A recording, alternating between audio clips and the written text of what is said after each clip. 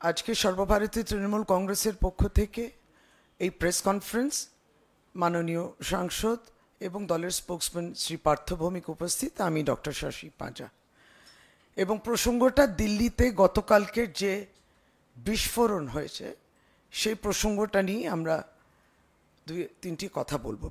প্রথমত অবশ্যই রাজ্যের মাননীয় মুখ্যমন্ত্রী গতকালকে টুইট করেছেন গভীরভাবে শোকাহত, এবং তিনি যারা মৃত তার পরিবারের কাছে তার সমবেদনা তিনি প্রকাশ করেছেন টুইটের মাধ্যমে।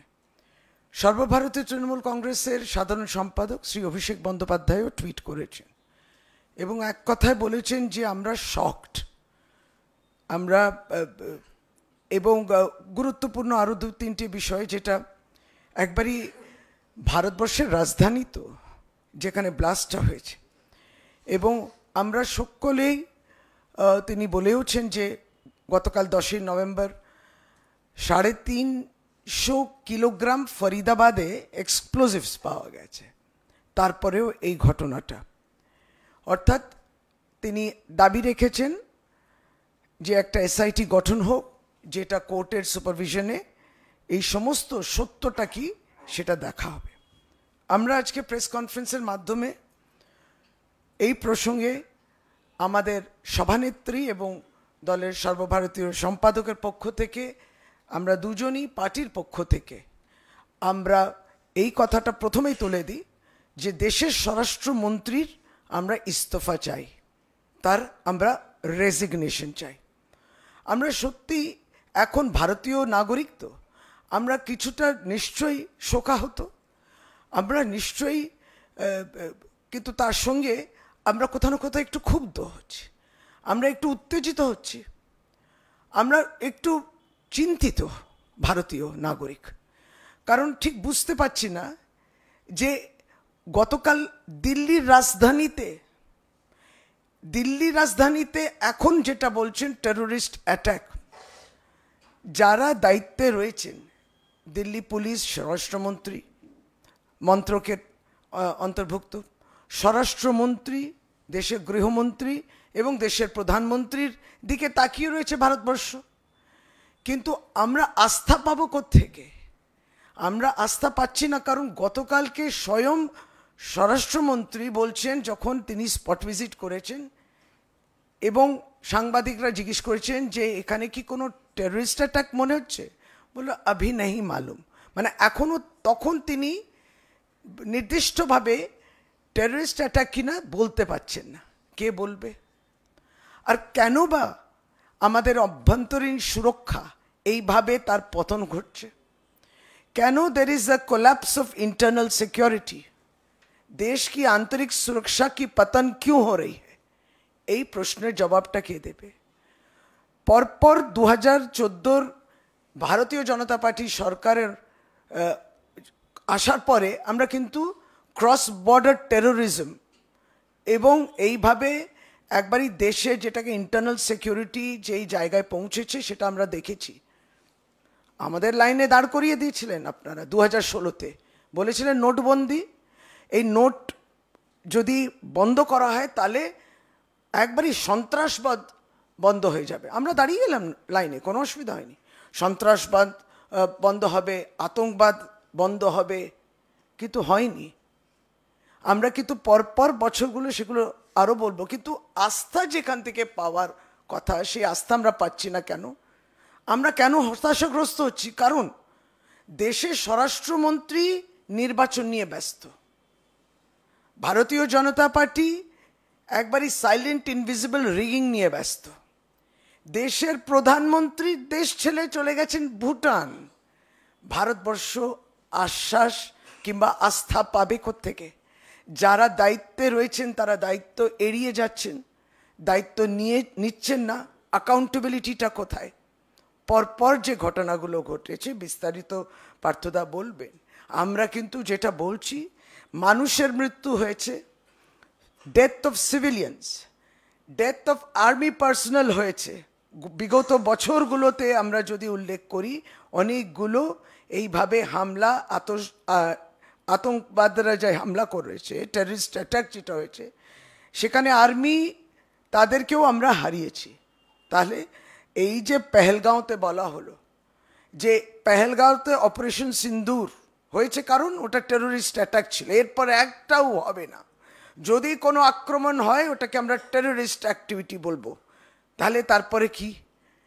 সুতরাং এই জায়গায় যদি আমরা দেখি, দেশের গুরুত্বপূর্ণ যিনি প্রধানমন্ত্রী, স্বরাষ্ট্রমন্ত্রী নির্বাচন নিয়ে ব্যস্ত, সেখানে কোথাও না কোথাও আমাদের দেশের প্রতিরক্ষা, আমাদের দেশের বর্ডার, আমাদের দেশের অভ্যন্তরীণ সুরক্ষার সঙ্গে কম্প্রোমাইজ হয়েছে। পার্থদা আপনি বলুন, তারপর আমরা আবার বলব। আপনারা সবাই অবগত আছেন, গতকাল অর্থাৎ 10ই নভেম্বর, আপনারা প্রত্যেকে অবগত আছেন, সারা ভারতবর্ষের মানুষ গতকাল দেখেছে, গতকাল অর্থাৎ 10ই নভেম্বর দিল্লিতে একটি মর্মান্তক ঘটনা ঘটে। গোপন সূত্র থেকে প্রাথমিক তথ্য অনুযায়ী এটা একটা আইডি বিস্ফোরণ। যদিও সেই সময় কেন্দ্রীয় স্বরাষ্ট্রমন্ত্রী অমিত শাহকে প্রশ্ন করা হলে যে এটা সন্ত্রাসবাদী হামলা কিনা, তার উত্তর ছিল ঘটনাটি কিভাবে ঘটেছে বলা কঠিন।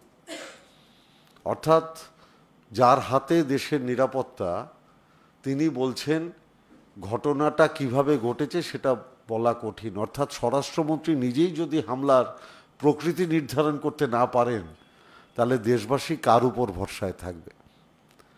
ইতিমধ্যেই এই মৃত্যুর ঘটনা সমগ্র দেশবাসীকে যেরকম মানসিক আঘাত করেছে, ঠিক তেমনিভাবেই মানসিক আঘাতপ্রাপ্ত হয়েছেন আমাদের মাননীয় মুখ্যমন্ত্রী মমতা বন্দ্যোপাধ্যায় এবং আমাদের দলের সর্বভারতীয় সাধারণ সম্পাদক সাংসদ অভিষেক বন্দ্যোপাধ্যায়।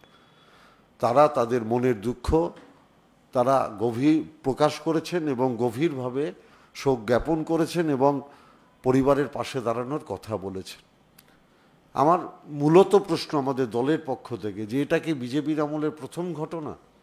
আপনি যদি বিজেপির আমলের পরপর ইতিহাস দেখেন, তাহলে আপনি দেখতে পারবেন যে 2015 সালে গুরুদাসপুর হামলায় 10 জন নিহত হয়েছিলেন, তাদের মধ্যে পুলিশ কর্মীরা ছিলেন। আপনি ওই 2015 সালে উধমপুরে বিএসএফ কনভয়ের উপরে সন্ত্রাসবাদী হামলায় জওয়ান আর সাধারণ মানুষ প্রাণ হারায়। আপনি যদি দেখেন 2016 সালে উরির সেনা শিবিরে সন্ত্রাসী হামলায় 17 জন শহীদ হন। এই ঘটনা ঘটেছিল যখন প্রধানমন্ত্রী নরেন্দ্র মোদী আর স্বরাষ্ট্রমন্ত্রী অমিত শাহ তারা দুজনে প্রচার করেছিলেন যে আমরা দুজনেই হচ্ছি জাতীয় নিরাপত্তার রক্ষক।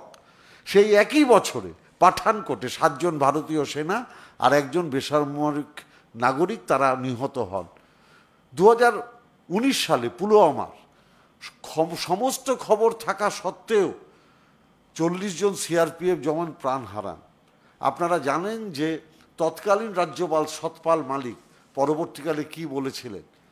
উগ্রপন্থীর হামলার খবর ছিল, কিন্তু তাদের জন্য কোনো হেলিকপ্টার কিংবা কিছুর ব্যবস্থা করা হয়নি।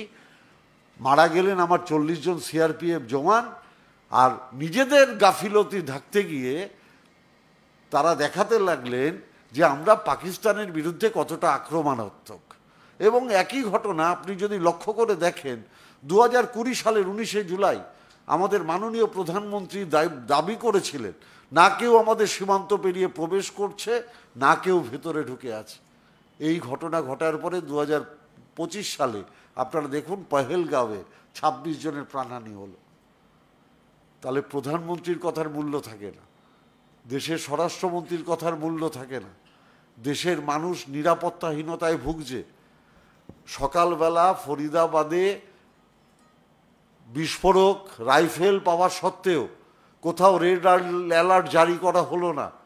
রেড অ্যালার্ট জারি করা হচ্ছে কখন? না ঘটনাটা ঘটে যাওয়ার পরে। তাহলে কি বিজেপি সরকার চাইছে এই ঘটনা ভারতবর্ষে বারবার ঘটুক? এবং এই ঘটনা যতবার ঘটবে ততবার ওরা পাকিস্তানের বিরুদ্ধে জেহাদ তুলে, ওরা এই ধর্মের ভিত্তিতে যেরকমভাবে ভারতটাকে ভাগ করতে চাইছে, সেরকমভাবে ওরা এই ধরনের ইস্যু তৈরি করছে। তার মানে কি এই মৃত্যু বিজেপি চাইছে? এটা তো ভারতবর্ষের মানুষের জিজ্ঞাসা। নইলে একের পর এক হামলা, একের পর এক ঘটনা, এটা ভারতবর্ষের মধ্যে হচ্ছে কি করে? আগে ভারতবর্ষের এইসব ঘটনা ঘটতো সীমান্তবর্তী এলাকায়, আমরা দেখেছি উগ্রপন্থী হামলা হতো সীমান্তবর্তী এলাকায়, এখন এটা দেশের মাঝখানে এসে পড়ছে। দুঃখের সাথে বলতে হয়, এর আগেও যে উগ্রপন্থী হামলা দিল্লির উপরে হয়েছিল, পার্লামেন্ট আক্রমণ হয়েছিল, সেটাও কিন্তু বিজেপি সরকারের আমল ছিল। তাই আমাদের সুনির্দিষ্ট দাবি যে দেশের মানুষ নিরাপত্তাহীনতায় ভুগছে, দেশের মানুষ আতঙ্কগ্রস্ত, দেশের মানুষ বুঝতে পারছে না কখন এই নিরাপত্তা বলয় কমে যাওয়ার কারণে কখন কোন জায়গায় কোন হামলা এসে পড়বে। আমরা কি আদৌ সুরক্ষিত? আমার জীবন কি আদৌ সুরক্ষিত? আজকে এই মুহূর্তে আমি বেঁচে আছি, 2 মিনিট বাদে আমি বেঁচে থাকবো তো? এই প্রশ্ন কিন্তু সাধারণ মানুষদের মধ্যে সারা ভারতবর্ষব্যাপী ছড়াতে শুরু করেছে। পুলওয়ামার পরে দেশপ্রেমের জিগির তুলেছিল, আমরা সবাই সামিল হয়েছিলাম। পহেলগাঁওয়ের পর অপারেশন সিন্দুর বলা হয়েছিল, আমার বোনেদের সিন্দুর মুছে নিয়ে তাদের সিন্দুরের দায়িত্ব কেউ নিতে পারেনি, কিন্তু অপারেশনের নাম দিয়ে দিল অপারেশন সিন্দুর। আমি জানি না এরপরে কোন অপারেশন হবে, কিন্তু ভারতবর্ষে মৃত্যুর মিছিল চলছেই। আমাদের প্রতিবাদ তার প্রতিবাদ। ভারতের মানুষকে বাঁচানোর দায়িত্ব যার হাতে ছিল, দেশের স্বরাষ্ট্রমন্ত্রী, তিনি ব্যর্থ, এটা তাকে স্বীকার করতে হবে। তাই আমাদের দলের সুনির্দিষ্ট দাবি, যিনি ভারতের মানুষের সুরক্ষা দিতে ব্যর্থ, সেই স্বরাষ্ট্রমন্ত্রী অমিত শাহকে সবার আগে পদত্যাগ করতে হবে। এবং আমাদের দলের সুনির্দিষ্ট দাবি যে একটা সিট গঠন করে, কোর্টের কোনো বিচারপতিকে মাথায় রেখে একটা সিট গঠন করে পুরো ঘটনার তদন্ত করতে হবে। আমরা ভারতীয় জনতা পার্টির দ্বারা তদন্তে বিশ্বাস করতে পারছি না, ভরসা রাখতে পারছি না, যেহেতু একটার পর একটা উগ্রপন্থী কার্যকলাপ ঘটছে। যেহেতু আমরা দেখেছি যে পুলওয়ামার সময় যিনি কাশ্মীরের রাজ্যপাল ছিলেন, তিনি পরবর্তীকালে কি বিবৃতি দিয়েছেন। ভারতীয় জনতা পার্টির বিশ্বাসযোগ্যতা নিয়ে প্রশ্ন উঠছে, কেন্দ্রীয় সরকারের বিশ্বাসযোগ্যতা নিয়ে প্রশ্ন হচ্ছে। আর এরা সব সময় মৃত্যুর সংখ্যা কমিয়ে দিতে চায়। আপনারা দেখেছেন যখন উত্তরপ্রদেশের কুম্ভ মেলায় কিভাবে মৃত্যুর সংখ্যা দেখানোর চেষ্টা হয়েছিল। ওরা দাবি করেছিল 37 জন, রিপোর্টে দেখা গেল 82 জন। মৃত্যুর মিছিল চলছে। আমাদের স্বরাষ্ট্র দপ্তরকে ঢেলে সাজানোর কোনো পরিকল্পনা নেই, কিভাবে মানুষকে নিরাপত্তা দেওয়া হবে তার জন্য কোনো পরিকল্পনা নেই। ক্রমশ বাজেট কমিয়ে দেওয়া হচ্ছে, এবং সবচেয়ে বড় কথা, সেই বাজেটটা যাচ্ছে কোথায় না প্রধানমন্ত্রীর বিজ্ঞাপনে। সেই বাজেটটা যাচ্ছে কোথায়? ভারতীয় জনতা পার্টির বিজ্ঞাপনে। সেই প্রচারটা যাচ্ছে কোথায়? অমিত শাহর বিজ্ঞাপনে। দেশের নিরাপত্তার জন্য যে টাকা ব্যয় করা হতো, সেই টাকাটা নরেন্দ্র মোদীর প্রচারের কাজে ব্যয় করা হচ্ছে। ভারতবর্ষ এই নির্মম ইতিহাস আর কতদিন সহ্য করবে? এই প্রশ্ন আমাদের প্রত্যেকে। আপনি কল্পনা করতে পারেন একটা ভয়াবহ দুর্ঘটনা ঘটলো দিল্লিতে, আর প্রধানমন্ত্রী চলে গেলেন ভুটান বেড়াতে, তার কোনো দায়িত্ব নেই? আপনারা তো প্রত্যেকে জানেন, যখন পুলওয়ামার ঘটনা ঘটছে তখন তিনি শুটিংয়ে ব্যস্ত ছিলেন। এই ঘটনাও তো প্রত্যেকের জানা। 6:40 অবধি সেদিন তিনি শুটিং করেছিলেন। তাহলে কার উপরে দেশের নিরাপত্তা?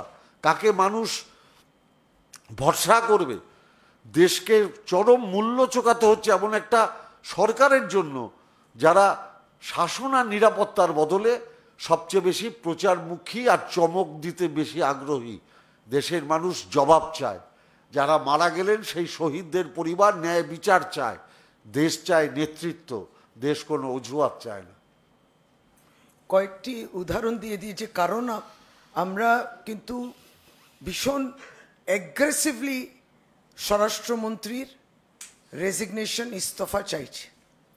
দেখুন, কয়েকটি তো উল্লেখ করা হয়েছে, কিন্তু 2015-তে জম্মুতে, 2015-তে মণিপুরের উপরে অ্যাম্বুশ যেটা হয়েছিল, 2015 গুরদাসপুর বলা হয়েছে, 2016 পাঠানকোট বলা হয়েছে আক্রমণ, 2016-তে পাম্পোরে, 2016-তে কোকরাঝড়ে শুটিং, 2016-তে উরি, 2016-তে বারামুল্লাতে অ্যাট্যাক, 2016-তে হান্দওয়ারাতে অ্যাট্যাক, 2016 নাগরোটা আর্মি বেসের উপর আক্রমণ, 2017-তে ভোপাল উজ্জৈন প্যাসেঞ্জার ট্রেনের উপর বম্বিং, 2017-তে সুকমার উপরে, 2017-তে অমরনাথ যাত্রার উপরে, 2018 সুঞ্জুবানের উপরে, তারপর আবার সুকমাতে 2018, তারপর উল্লেখ্য কয়েকটা আমরা উল্লেখ করে বলেছি 2019-এ পুলওয়ামা, 2019-এ জম্মু বাস স্ট্যান্ডে গ্রেনেড ব্লাস্ট, দান্তেওয়াড়া ব্লাস্ট হয়েছে 2019-এ,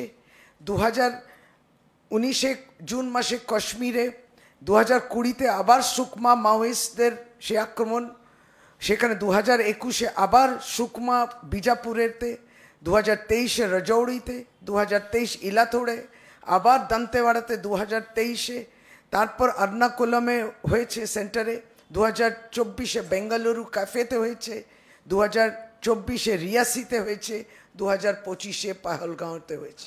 কতগুলো বলুন, কতগুলো, কিন্তু কেউ এর দায়িত্ব নিল না।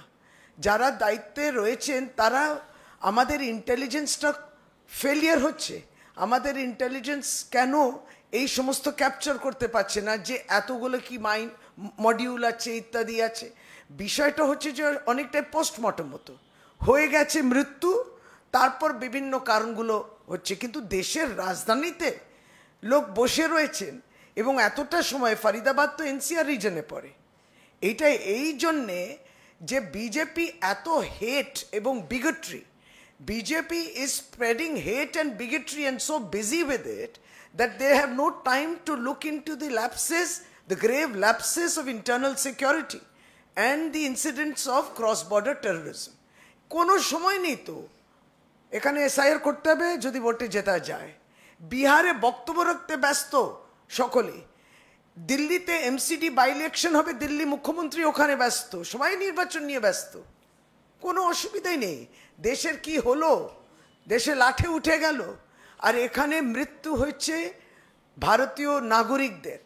তাদের নিরাপত্তার দায়িত্ব কে দেবে? কেন্দ্রীয় সরকার এই দায়িত্বটা পালন করতে পারলো না।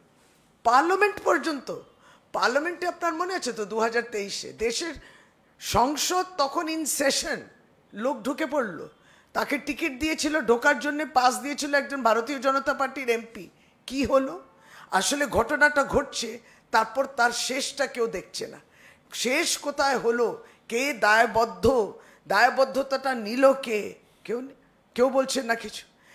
আপনি উত্তরপ্রদেশে দেখুন, কুম্ভ মেলা হলো, মৃত্যু হলো, ওখানে মৃত্যুর সংখ্যাটা চেপে গেল। তাহলে কোথায় অমরনাথ যাত্রা তো আক্রমণ হচ্ছে, কোথায় মানুষ নিরাপদ রয়েছেন? বেড়াতে গেলে এখানে বলল যেমন পেহেলগাঁওতে হয়েছিল। তাহলে এই নিরাপত্তার দায়িত্বটা কে নেবেন? এবং তাই আমরা, অমিত শাহ দেশের স্বরাষ্ট্রমন্ত্রী, আপনাকে দায়িত্ব নিয়ে রিজাইন করতে হবে। প্রধানমন্ত্রী আপনি চলে গেলেন ভুটান, একটা প্রেস কনফারেন্সও করলেন না এই বিষয় নিয়ে। যারা 865 দিন লাগে মণিপুরে পৌঁছতে, তবুও দেশের মানুষ প্রত্যাশা রাখে, আপনি একটা প্রেস কনফারেন্স করলেন না, বিষয়টা নিয়ে বললেন না, পহলগাঁওতেও বললেন না। বিদেশে ছিলেন, ফিরে এলেন ঠিকই, কিন্তু বিহারে চলে গেলেন। তাহলে এটা কি নিউ নর্মাল? এবং এই নিউ নর্মালটাকে আমাদের অ্যাকসেপ্ট করতে হবে। ভারতবর্ষ দায়বদ্ধতার জবাব চাইছে এবং সর্বভারতীয় তৃণমূল কংগ্রেস স্বরাষ্ট্রমন্ত্রীর ইস্তফা চাইছে। আমি একটা গুরুত্বপূর্ণ কথা আপনাদের বলছি, যে আপনারা লক্ষ্য করেছেন যে আমাদের ভারতবর্ষে যারা সীমান্ত পাহারা দেয়, আমাদের সৈন্যবাহিনী, যারা আমাদের গর্ব, অগ্নিবীর প্রকল্পের কারণে কিন্তু আমাদের সশস্ত্র বাহিনী দুর্বল হয়ে পড়ছে। সবচেয়ে বড় কথা, সেনাবাহিনীতে জওয়ানদের ঘাটতি দেখা দিচ্ছে, প্রতিরক্ষা খাতে ব্যয় কমে যাচ্ছে। অর্থাৎ জওয়ানরা যে নিজেদের ভারতের মানুষকে সুরক্ষিত করবে, তাদের জন্য তাদের যে সরঞ্জাম দরকার, সেই সরঞ্জামে ঘাটতি দেখা দিচ্ছে, ইনফ্রাস্ট্রাকচারের প্রবলেম হচ্ছে। তাহলে যাদের মানুষকে নিরাপত্তা দেওয়ার কথা, তারা অনেক বেশি ব্যস্ত চমক দিতে। আরেকটা প্রশ্ন ভারতবর্ষের মানুষের মনে, মুম্বাই বিস্ফোরণের পর ভারতবর্ষ কিন্তু দেখেছিল কেউ গ্রেপ্তার হয়েছে, তার সাজা হয়েছে আইনের মাধ্যমে। অমিত শাহের আমলে এতগুলো পরপর ঘটনা ঘটে গেল, ভারতবর্ষের মানুষ দেখেছে যে কাউকে একজনকে অপরাধী হিসাবে চিহ্নিত করা হয়েছে এবং তার বিচার চলছে এবং তার বিচার ব্যবস্থা সম্পন্ন হয়েছে? একজনও দেখেছে? অর্থাৎ যারা অপরাধী তারা আদৌ সাজা পাচ্ছে কিনা সেটা কিন্তু শহীদদের পরিবাররা কেউ জানতে পারছে না, ভারতবর্ষের মানুষ কেউ জানতে পারছে না। অপরাধীরা অপরাধ করছে আর ভারতবর্ষ ছেড়ে চলে যাচ্ছে। তাদের সেফ প্যাসেজ কারা করে দিচ্ছে এই প্রশ্ন তো ভারতবর্ষের মানুষের মধ্যে আছে। অতএব গভীরভাবে শোক প্রকাশ করে আমরা শুধু একটাই কথা বলতে চাই, যারা ভারতবর্ষের যে মানুষটি ভারতবর্ষের মানুষকে নিরাপত্তা দেওয়ার দায়িত্ব ছিল তিনি ব্যর্থ। আমরা সর্বভারতীয় তৃণমূল কংগ্রেসের পক্ষ থেকে মমতা বন্দ্যোপাধ্যায় এবং অভিষেক বন্দ্যোপাধ্যায়ের প্রতিনিধি হিসেবে আমরা দ্ব্যর্থহীন ভাষায় বলছি, আমরা স্বরাষ্ট্রমন্ত্রী অমিত শাহর পদত্যাগ চাই। What do you think is responsible for the Delhi blast, and what does Trinamool Congress demand? The Trinamool Congress is asking, rather demanding, very aggressively for a SIT, a special investigation team to be constituted, which will be monitored by the court or supervised by the court, to investigate into and to get to the depth of the matter as to who is responsible for this. That is the demand, and of course the demand is for the resignation of the Honorable Home Minister of the country, because this country is deeply distressed with loss of life, and now we are truly scared. They have managed to scare us through the SIR process. They've managed to scare the Indians. They have managed to terrorize us. But here there is loss of life to terrorist activity. And nobody, the government at the center does not take responsibility. How can you neglect? This is gross negligence. As we have already mentioned, this is gross, grave lapses of internal security. You are talking about Ghuspetia. Ghuspetia infiltrators, Ghuspetia Rohingyas. Look, everybody is coming in with loads of explosives. And then with the rifles and everything, ammunition. And we are unable to check them, unable to detect them. আচ্ছা, প্রত্যেকবারই বলে যে এই পাকিস্তান আক্রমণ করলাম, সব উগ্রপন্থী camp ধ্বংস করে দিয়েছি। পুলওয়ামার সময় তাই হলো, তাহলে পহেলগাঁও হলো কি করে? আবার পহেলগাঁওয়ের পর অপারেশন সিন্দুর হলো, বললে এবার সব শেষ করে দিয়েছি, তারপরে আবার দিল্লি হলো। তাহলে কি শেষ করে সেটাও ভারতবর্ষের মানুষ জানতে পারে না, আবার বারবার কেন আক্রমণ হয় সেটাও ভারতবর্ষের মানুষ জানতে পারে না। এ এক অদ্ভুত ভারতবর্ষ চালাচ্ছে নরেন্দ্র মোদী আর অমিত শাহ। গতকাল রাত থেকেই একটা টুইট খুব ভাইরাল হয়েছে। 2014 এদেশের ক্ষমতায় আসার আগে প্রধানমন্ত্রী নরেন্দ্র মোদীর একটি টুইট, যেখানে তিনি তৎকালীন প্রধানমন্ত্রীকে উদ্দেশ্য করে বলছেন যে আপনার কাছে জবাব চাই, 3টে প্রশ্ন করে ছুড়ে দিয়ে বলছেন জবাব চাই। আজকে ভারতবর্ষে এসে দাঁড়িয়েছি একই রকমের প্রশ্ন সম্মুখীন কি আমাদের প্রধানমন্ত্রী হচ্ছেন? আপনারা কি করতে পারছেন সেরকম প্রশ্ন? No, true. I mean, everybody, সবাই জিজ্ঞেস করছে, কারণ একটা দেশের প্রধানমন্ত্রী যদি একটা প্রেস কনফারেন্স করে বলেন এটা তো প্রত্যাশিত, কিন্তু উনি কোনো প্রেস কনফারেন্স করেন না, কোনো সময়ই করেননি। যখন সাধারণ নাগরিক মারা গেছেন, সাধারণ পর্যটক মারা গেছেন, আর্মি লোকেরা মারা গেছেন, আক্রমণ হয়েছে, কোনো সময়ে তিনি দেশকে আশ্বস্ত করছেন না। যখন ভাষণ দিচ্ছে, এখন দেখুন বিদেশ যাত্রায় গেছেন, এইগুলো তো মেনে নিলে তো চলতে পারে না। ফলে যেটা বলা হচ্ছে যে এই আক্রমণ, তার কারণ, তারপরে কি আশ্বস্ত করছেন দেশবাসীকে প্রধানমন্ত্রী, এটা বলা উচিত। অবশ্যই একটা প্রত্যাশা থাকে, কিন্তু নেই, আর উনি তো কোনোদিনই করেন না। প্রধানমন্ত্রী পদত্যাগ বা স্বরাষ্ট্রমন্ত্রী পদত্যাগ কালকে হতে চেয়েছে যে পশ্চিমবঙ্গে যখন একের পর এক ঘটনা ঘটে, তখন কি মুখ্যমন্ত্রী খাগড়াগড় থেকে শুরু করে পরপর যে ইনসিডেন্টগুলো হয়েছে, মুখ্যমন্ত্রী কি পদত্যাগ করেছেন, অমিত শাহ পদত্যাগ? না, প্রশ্নের বদলে কিন্তু একটা প্রশ্ন হতে পারে না। আপনার প্রশ্ন করছেন, তখন তারা একটা পাল্টা প্রশ্ন দিচ্ছেন, তাহলে বুঝতেই পারছেন যে ওরা সমস্তটাকে রাজনীতি ধরছে। আমরা বলছি এখানে আপনি ঘুষপেটিয়া অমুক বলছেন, কিন্তু আমাদের বর্ডারগুলো তো দেশের কোনো বর্ডারই নিরাপদ নয়। এটা জিজ্ঞেস করা, তার তো প্রশ্নের একটা উত্তর আসবে, প্রশ্নের বদলে। ম্যাডাম, আমি এটা বলছি, খাগড়াগড় কাণ্ডের পর মুখ্যমন্ত্রী স্পটে গেছেন তদন্ত করার দায়িত্ব দিয়েছেন, বলেছেন অপরাধীদের অ্যারেস্ট করতে হবে। আর দিল্লির ঘটনা ঘটার পর প্রধানমন্ত্রী ভুটান চলে গেছেন। It is the difference between Mamata Banerjee and Narendra Modi. Do you think the Bhutan tour could have been well avoided at this time of crisis, and rather PM should have been there in Delhi monitoring the situation, staying physically there? Absolutely, it is absolutely appalling and very shocking that, I mean, as I said, is this the new normal? That this is something which the Indians should accept? No, he can go to Bhutan for a very important work. I mean, how can anything be more important than death? How can anything be more important than a terrorist attack within India, in the capital? We don't understand. So he should have been around. See, the government has to take responsibility for it. So they are evading responsibility. এবং আমাদের ধারণা এরপরে আবার বলবে আবার সীমান্তে আক্রমণ করব, আবার ধ্বংস করে দেব, আবার আপনারা অপেক্ষা করে থাকুন, তারপরে আবার একটা ঘটনা ঘটবে, আবার ওরা সীমান্তের সমস্ত উগ্রপন্থী ঘাঁটি ধ্বংস করে দেবে। কতবার ঘাঁটি ধ্বংস করবে আর কতবার আক্রমণ হবে ভারতবর্ষের মানুষ জানে না। ভারতবর্ষের মানুষ খালি প্রহর গণে কবে আমাদের উপরে আবার আক্রমণ নেমে আসবে উগ্রপন্থা। অনেকে এটাও বলছেন যে প্রথম ফেজ ইলেকশন সেই সময়ের ফলাফল হয়তো বা বিজেপির পক্ষে যাবে না এমনটা মনে করে সেটা খুব দুর্ভাগ্যজনক। যদি এই উদ্দেশ্য যেটা পুলওয়ামাতে দেখা গেল, তাহলে অত্যন্ত দুর্ভাগ্যজনক। দেশ কিন্তু অনেক খারাপ দিন তাহলে দেখবে।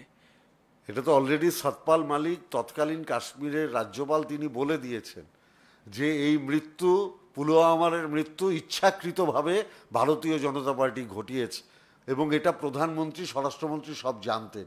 এটা তো সতপাল মালিক বলে দিয়েছে ওপেনলি। আজকে ভারতবর্ষের মানুষ বুঝতে পারছে। সেদিন আমরা সবাই আবেগে ভেসেছিলাম, আজকে যখন বাস্তব জমিতে দাঁড়িয়ে আছে আমরা সবাই উপলব্ধি করতে পারছি যে বিজেপি মৃত্যুর মিছিল চায় এবং সেই মৃত্যুকে দিয়ে, সেই সব দেহ দিয়ে বিজেপি রাজনীতি করতে চায়।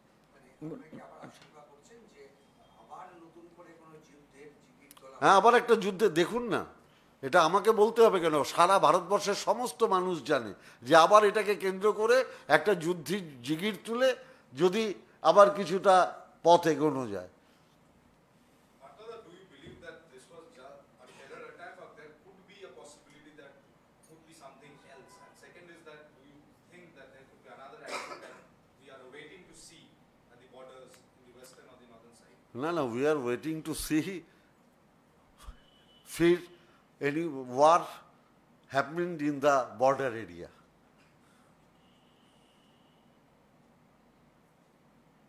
ঠিক আছে? এখন তো ওরা বলছে, they are now themselves saying, Honorable Home Minister in the initial hours did not mention about Abhinay, but he gets the first reports, very confidential reports maybe, but he gets the reports. He didn't say anything, but now everybody is talking about it, that it is a terrorist attack. It is dangerous because if the Honorable Home Minister says that I do not know what is the reason behind the attack, then who else would know? It is dangerous for the country. চলো।